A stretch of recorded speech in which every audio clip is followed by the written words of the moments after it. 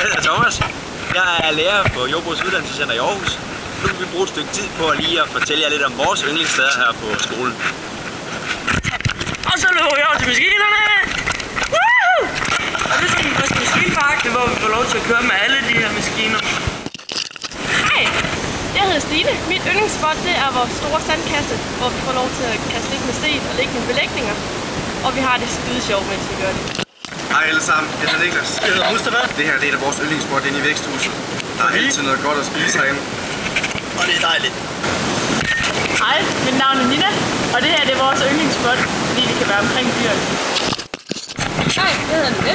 Mit yndlingsspot det er stiklinger. Det er planter fra plantedel fra andre planter, hvor man sætter ned i jorden og danner rødder. Nye planter. Hej, jeg hedder Jeppe, og det er mit yndlingsspot, fordi at der må godt gå lidt drengerøv i den. Hej, jeg hedder Ditya, og det her det er mit yndlingsspot. Jeg elsker gris. Hej, det her det er mit yndlingsspot, fordi det hænger rigtig meget ud her, når vi har fri, og det er hyggeligt. Hej, jeg hedder Anders. Jeg er uddannet til anlægsgartner. Jeg bor her på skolehjemmet, og en af mine yndlingsspot, det er sådan en bordstændingsrum.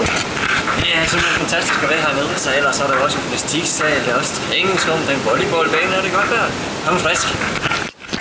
Jeg vil rigtig gerne nominere dig og jer til at komme her på skole og finde jeres eget yndlingsspot. Hej!